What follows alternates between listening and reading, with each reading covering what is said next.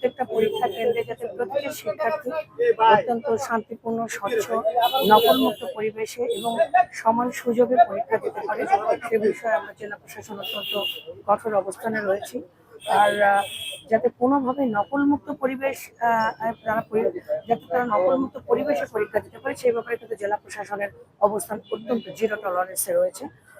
আপনারা দেখেছেন যে আমরা এক্সিকিউটিভ ম্যাজিস্ট্রেট নিয়োগ করেছি ল অ্যান্ড অর্ডার সিচুয়েশন ঠিক রাখতে, ট্যাগ অফিসার আছেন আমাদের পাশে।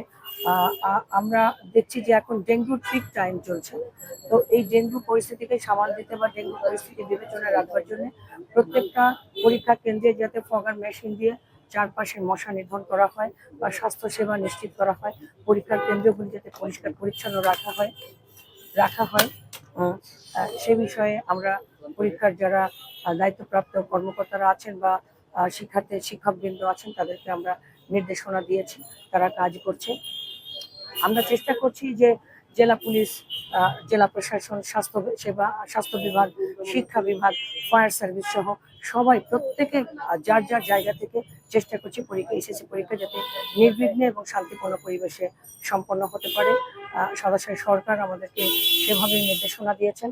আমরা শিক্ষার্থীদেরকে বলেছি, আপনারা দেখেছেন যে আমি মাত্রই বের হলাম ভিজিট করে, তো এখানে শিক্ষার্থীরা অত্যন্ত কনফিডেন্ট ওয়েতে পরীক্ষা দিচ্ছে।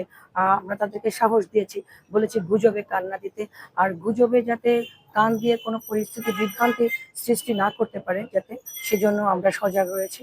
আমরা আপনাদের সহযোগিতা কামনা করছি।